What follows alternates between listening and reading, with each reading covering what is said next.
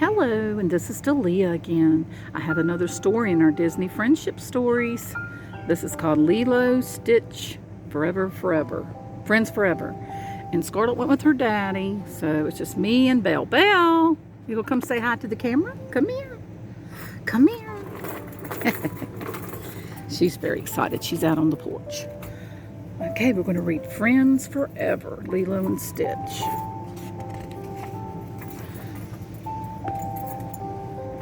On a distant planet, a blue creature named Experiment 626 stood before the Grand Council. His creator, Jukaba, was with him because 626 destroyed everything he touched. Jumba had been accused of creating a monster. The Grand Council woman turned to 626. "Show us there is something inside you that is good," she said. "Mika Nala Guesta," replied 626. "So naughty," the Grand Council woman gasped. "It has no place among us. Take it away." Experiment 626 was put on a spaceship that would drop him off on a distant planet. But before he reached his new home, he escaped in a police cruiser. He headed straight for Earth and the tiny island of Kauai. The Grand Council woman sent Jumba and an Earth expert named Bleakley to retrieve 626. Meanwhile, on the island of Kauai, a little girl named Lilo ran as quickly as she could. She was late for her hula class. When she arrived, Lilo scurried into line, leaving a trail of salt water behind her. The other dancers slipped on the wet floor and toppled over. "Stop!" yelled the teacher. "Lilo, why are you all wet?" She explained how she had dived into the water to feed a fish a peanut butter sandwich. "You're crazy," said Myrtle, one of the dancers. Lilo pounced on her. "Lilo!" yelled her teacher, pulling her away. "I'm sorry," said Lilo. "I'll be good." But no one wanted Lilo to stay, so she went home. Lilo was very lonely. She didn't have any friends, and her parents were gone. And her big sister, Nana, though a good big sister, was having a hard time learning how to be a parent. To top it all off, a social worker was threatening to take Lilo away from Nani. That night, the sisters got in a huge fight, and Lilo went to her room and slammed the door shut. Nani went upstairs and apologized. Suddenly, Lilo saw something flash in the night sky. "A falling star?" she cried. "Get out, I have to make a wish." Nani went into the hallway but stayed by the door so she could hear her sister's wish. "I need someone to be my friend," Lilo whispered. Nani hadn't realized how lonely her little sister was. Tomorrow, she decided they would get a dog to keep Lilo company.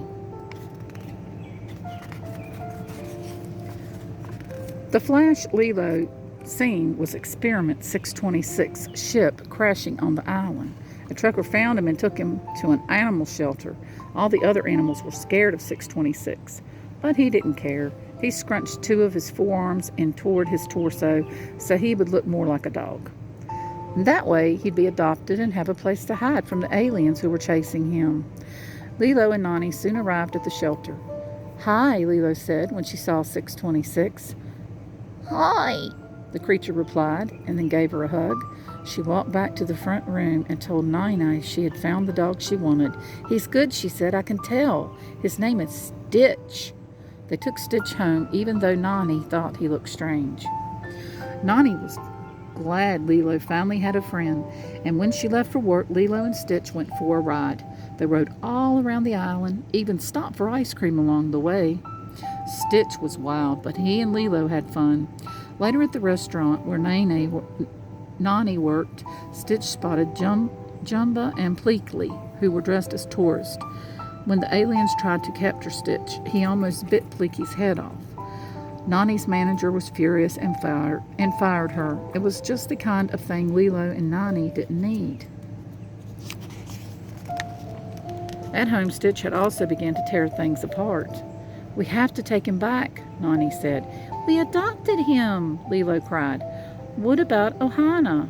Dad said. "Ohana means family. Family means nobody gets left behind," Nani finished. "I know." She remembered how welcoming her parents had been and how important family was to them. She changed her mind and she would give Stitch another chance for Lilo's sake. That night, while Lilo was sleeping, Stitch found a book called The Ugly Duckling. He looked through it and noticed that the duckling was sitting by himself a lot just like him. He woke up Lilo and showed her the book. She explained that the duckling was sad because he didn't fit in. Stitch knew how that felt. He wanted to feel like he belonged somewhere too. Lilo decided to show Stitch how to be good so that he would fit in. First, she tried to teach him hula dancing. He did pretty well until his twirls got a little out of control. Then they tried the ukulele. At first, Stitch was rather good, but all of a sudden he began to play the instrument like a heavy metal guitar and smash. All the windows around him shattered. Finally, Lilo took him to the beach. Here, she decided he could show everyone what he had learned and how good he could be.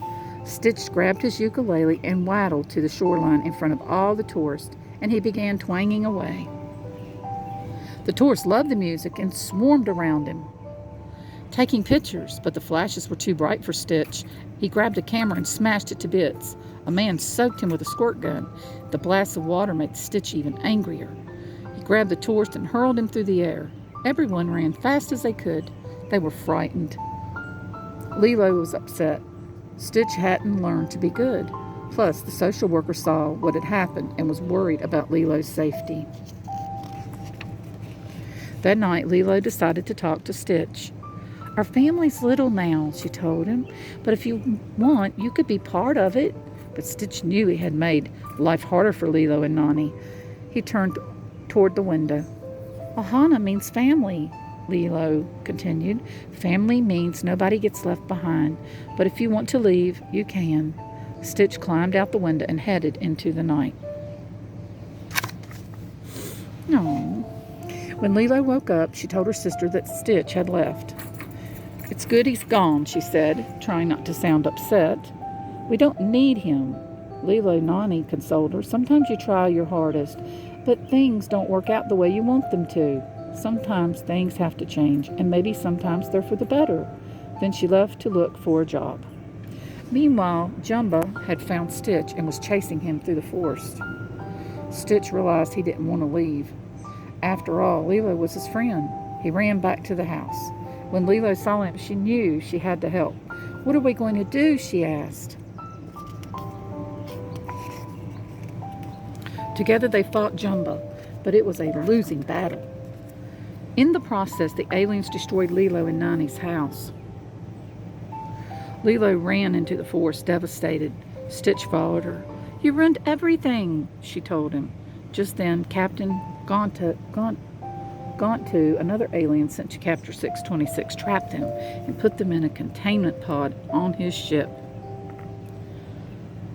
Stitch escaped, but the ship took off with Lilo inside. Stitch knew he had to save Lilo. She was the only friend he had in the entire world and galaxy. He found Nani, and then he convinced Jumba and Pleakley to help them rescue Lilo. Shh! They fired up the police cruiser and raced after her.